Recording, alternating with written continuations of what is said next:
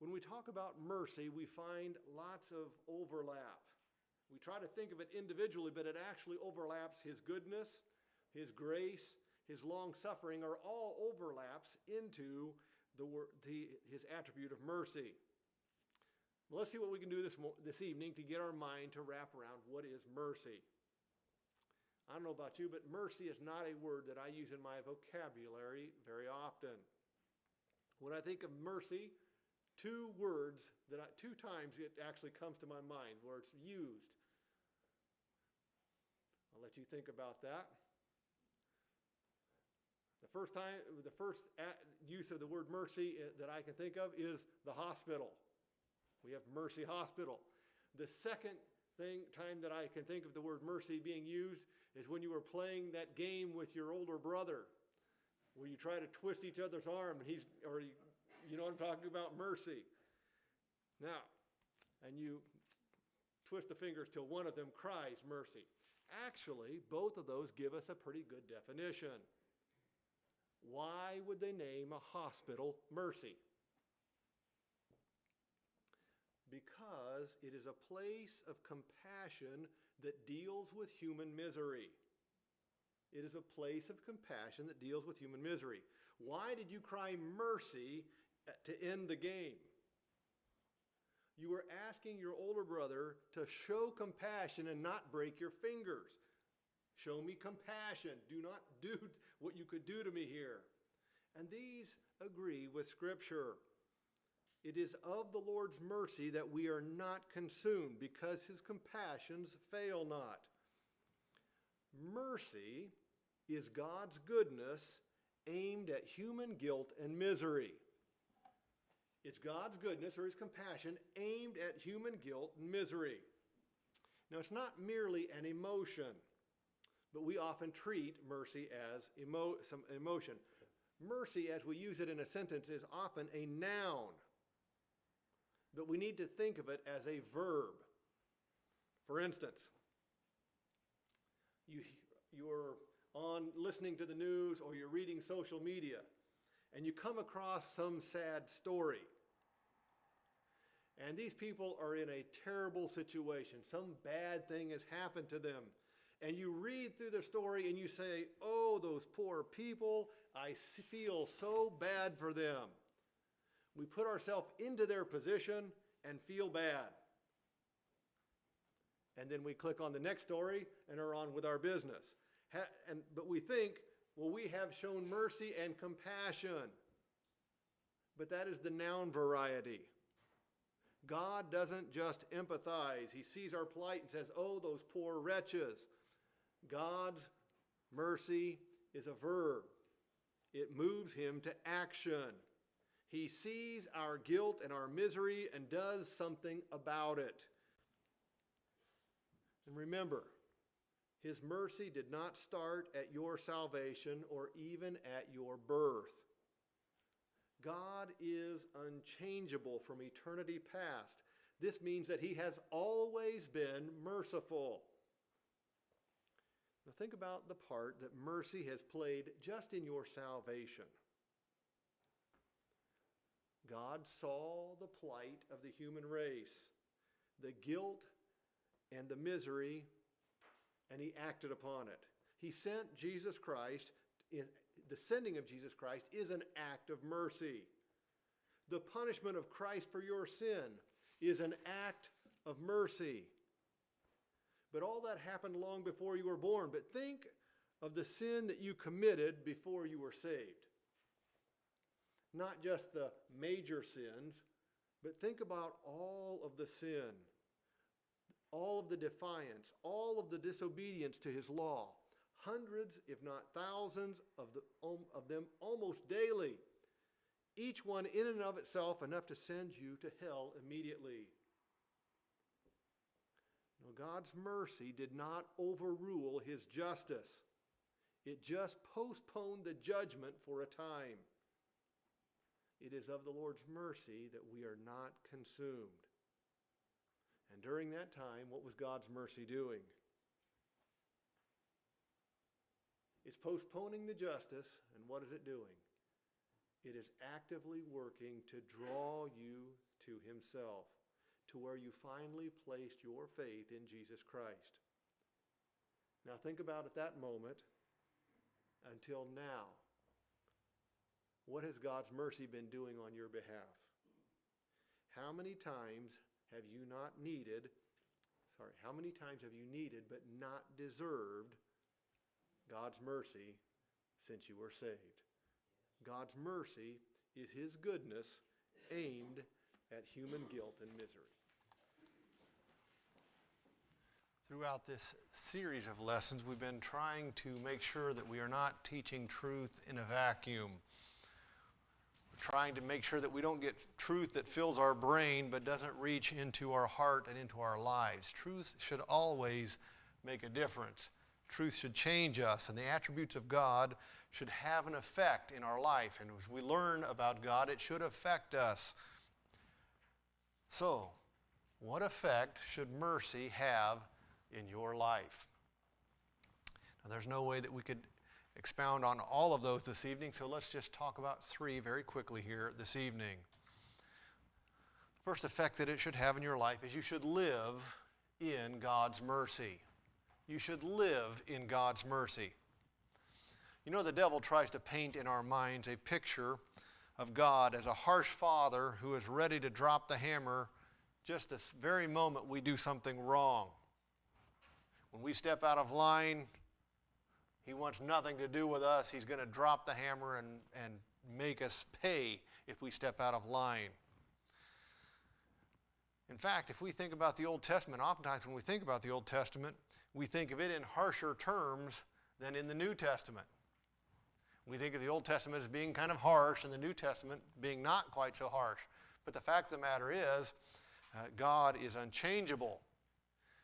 And believe it or not, but the word mercy is used 4 times as many times in the Old Testament as it is in the New Testament. God has always been merciful. Now, obviously, God does not want us to sin. And it would always be better if we had not sinned. But when we hide from God, when we do sin, is to make the same error that Adam and Eve made in the garden. The fact of the matter is, God is not ready to whack us. He doesn't take pleasure in punishing. His justice does punish. Make no bones about that. But he doesn't even take pleasure in the death of the wicked. God does not take pleasure in punishing. When he looks at you, he pities you. It is important that we keep that in our mind. I've illustrated it this way before, but it's such a helpful thought to see ourselves this way. I think I told you when I was a little kid, Mom used to send an orange with me in my lunchbox. And as a little kid, I didn't understand that there are ways that you can open up an orange and take the peel off without breaking it. You understand what I mean? When you just stick your thumb into the thing and start peeling, you puncture that lining on the inside and the thing begins to juice. And so as a little kid, I would always open my lunch and I would dread that orange because I had no way of knowing, I did not know how to open the thing, and I never had a napkin. And so if you can picture me as a little kid, maybe kindergarten, maybe first grade, I'd open it, here's this enemy of mine, this orange. And I would begin to peel this orange, and it would begin to juice on me. And the next thing I know, I've got juice all over my hands and juice running down my elbows. And so as a kid, what do you do without a napkin? No, you wipe it on your pants. That's what you do. But you know how much, there is a certain amount of absorbency that blue jeans have. And so the next thing you know, my jeans were all sticky. My hands are all sticky. I'm eating this orange and the juice is just dripping all over me. And the next thing I know, you've got a little boy. Can you picture me? Covered in head to toe with orange juice, sticky as all get out, miserable. I can remember just like it was yesterday. Miserable. And Sarah, I said, I have no way to clean myself up. no napkin, no washcloth, and I sit there at the lunch table. You remember the old lunch tables that have the table and the thing built in, and you're sitting there just a sticky mess, a miserable little kid. And I can remember the teacher walked by, and she looked down on me, and she could have chastised me for being so foolish. She could have yelled at me for not having a napkin. She could have thought, this dirty, poor little kid, I don't know what he's doing. She could have yelled at me for not knowing how to open an orange properly.